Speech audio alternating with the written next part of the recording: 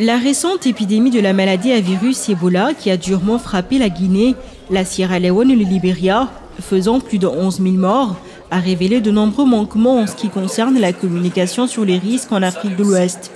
Communication non spécifiée, diffusion de messages inappropriés, contribuant à exacerber l'anxiété au sein des populations, de nombreuses erreurs stratégiques de la vie même des professionnels du secteur.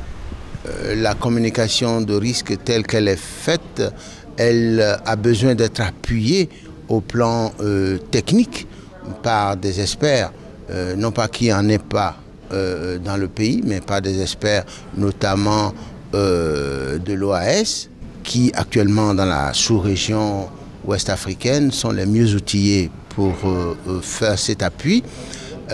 Deuxièmement, la communication de risque a besoin d'être ramené également au niveau intermédiaire et périphérique, suivant la pyramide sanitaire de notre pays, parce qu'à ces deux niveaux-là, la communication subit, si vous voulez, le dictat, sinon les propositions qui sont faites au niveau central. Mais pour le moment, la communication que nous faisons n'est pas tellement une communication de risque bien développée.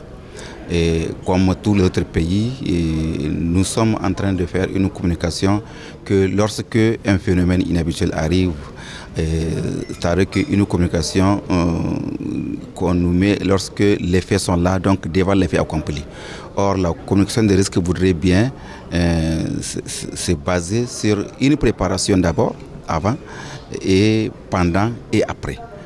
J'ai analysé la communication qui a été menée sur Ebola pendant l'épidémie en Afrique de l'Ouest et j'ai mis en avant un certain nombre d'erreurs qui ont été commises en communication. Disons que la première erreur, ça a été d'axer tout un pan de la communication sur des risques supposés de transmission par la chasse, de l'animal à l'homme, alors que ces risques supposés ne correspondent pas à une réalité. Pour plusieurs raisons. Voilà. Et donc avoir axé une partie de la communication sur le risque venant de l'animal, c'est une erreur et ça détournait du vrai problème qui était la transmission d'homme à homme sur laquelle on aurait dû se concentrer. Ainsi, le Programme des Nations Unies pour le développement et l'Organisation ouest-africaine de la santé, en collaboration avec l'OMS, ont jugé utile de dresser un état des lieux sur la situation en matière de communication sur les risques, et cela en menant une analyse du contexte régional en la matière. Cette analyse, entamée depuis quelques mois déjà par des experts, a été jumelée à une initiative de renforcement des capacités des spécialistes des pays de la région. C'est dans ce cadre qu'Abuja, la capitale fédérale du Nigeria, a récemment abrité un atelier sur le renforcement des capacités en matière de communication sur les risques face aux épidémies et pandémies dans l'espace CEDEAO. Une idée, si vous voulez, en fait,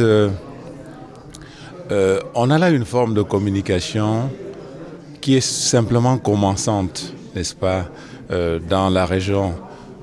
Sur le plan institutionnel, on n'a pas toujours les structures en place pour démarrer cette communication. La complexité vient de ce que on arrive sur un terrain qui est habitué à la communication, à une communication qui n'est pas la communication sur les risques. Et la communication sur les risques va légèrement au-delà de ce qu'on fait pour le moment. Et malheureusement, on n'a pas toujours toutes les compétences pour faire ce genre de communication. Alors, cette analyse de la situation est toujours en cours. Mais vous savez, la communication sur les risques est la 6e composante du règlement sanitaire international et il faut reconnaître que nos pays n'ont pas suffisamment avancé dans cette composante. Nous sommes heureux aujourd'hui et il s'offre plusieurs opportunités à nous. L'Assemblée des chefs d'État de l'Union africaine vient d'octroyer 0,5% du budget de toute la Commission de l'Union africaine pour renforcer l'application du règlement sanitaire international, y compris la communication sur les risques. Voilà autant d'opportunités qui se présentent à nous et il nous appartient, nous, acteurs spécialistes du domaine, de faire le point afin de définir les stratégies idoines pour orienter les décideurs politiques en matière de santé et renforcer la composante communication sur les risques dans les stratégies de préparation et de réponse aux épidémies dans nos pays. Cet atelier qui a vu la participation de spécialistes en communication sur les risques épidémiologiques et de responsables nationaux en charge de la gestion des épidémies s'inscrit dans le cadre de la mise en œuvre du projet régional Soutenir et renforcer la surveillance médicale sous-régionale post-Ebola et les initiatives de relèvement socio-économique en Afrique de l'Ouest. Ce projet est financé par le gouvernement japonais à hauteur de 4,5 millions de dollars et coordonné par le bureau régional du PNUD.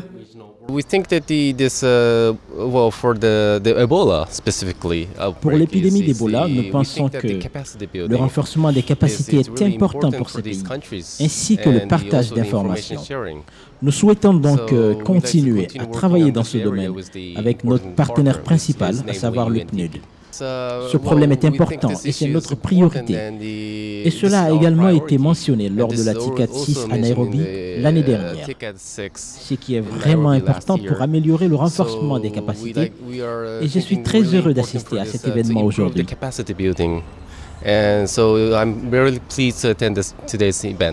Cet atelier s'inscrit dans le cadre de la mise en œuvre du projet régional d'appui aux pays qui ont été affectés par le virus Ebola.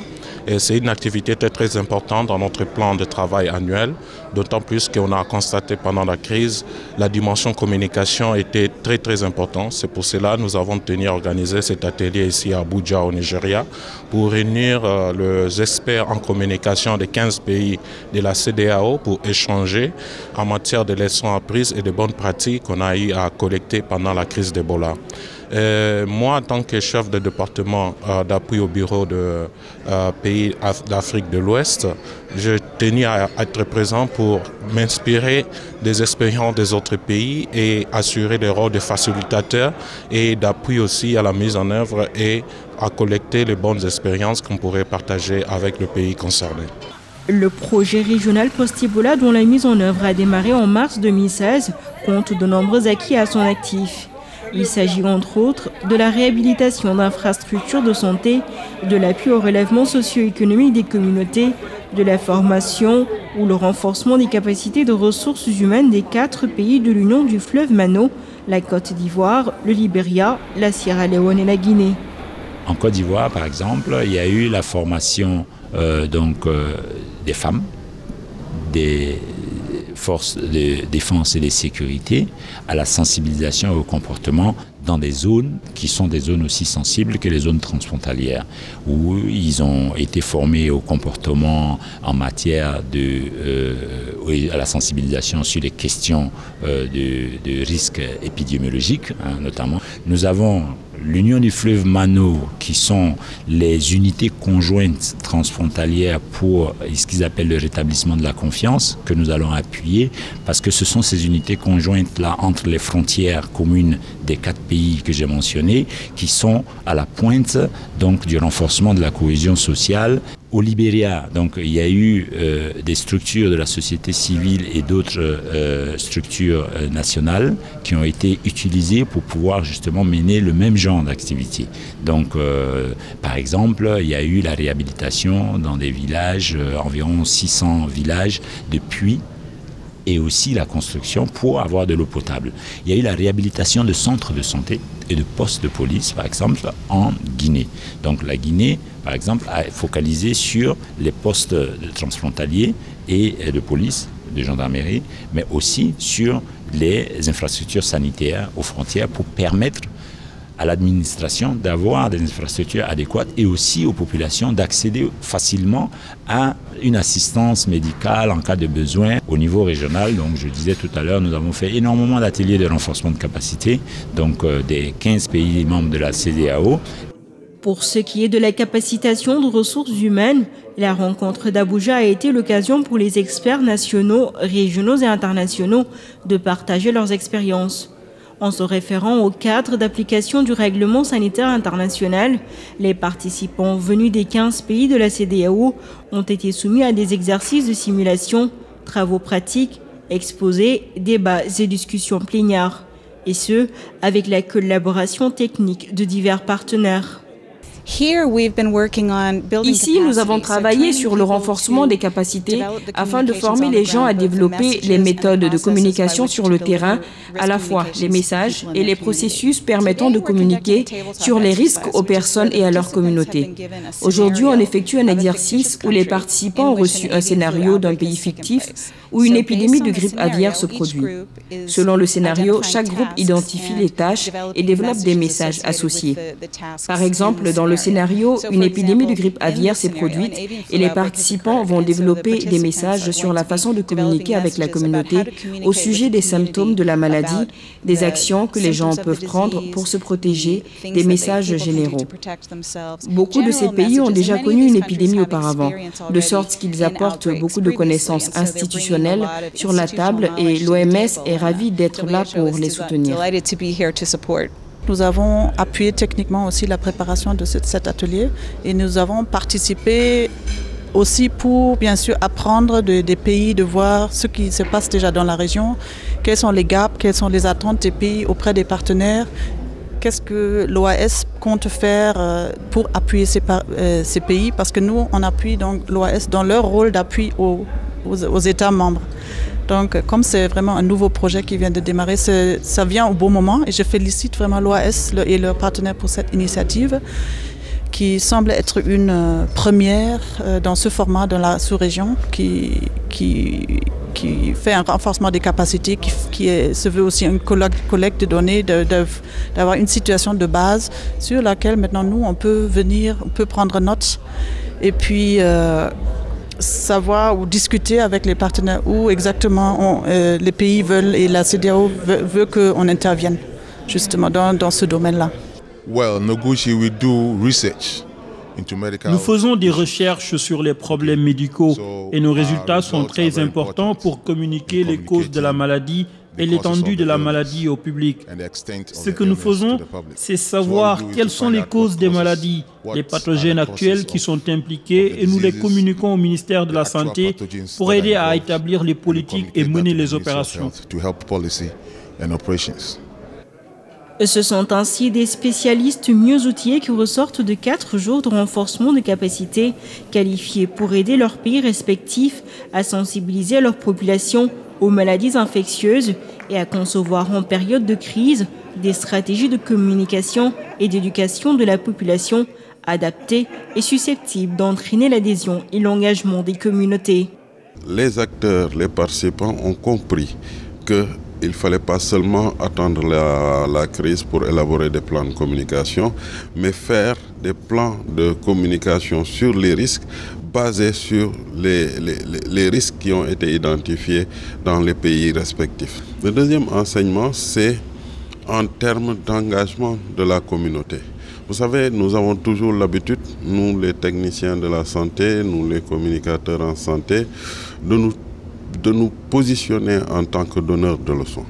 Il est important aujourd'hui pour que la communauté puisse s'approprier, puisse adhérer à nos messages, de pouvoir dès le début du processus de conception de nos stratégies de communication, de pouvoir y inclure la communauté. C'est très important pour moi, personnellement, parce que je fais partie de l'équipe d'intervention d'urgence de la commission de la CEDEAO. Et ce que nous faisons naturellement, c'est d'être sur le terrain pour assurer le soutien entre les États membres confrontés à des situations d'urgence. L'apprentissage de la communication de crise fait donc partie de la préparation. C'est un outil essentiel. Si vous ne l'avez pas, une partie de la chaîne de réponse est interrompue. Nous avons beaucoup appris et nous sommes très heureux de continuer dans ce sens. La communication sur les risques fait partie intégrante de l'état de participation globale face aux pandémies et aux épidémies. Sa finalité est de faire en sorte que toute personne en danger puisse prendre des décisions afin de minimiser les effets de la menace et de mettre en place des actions protectrices et préventives.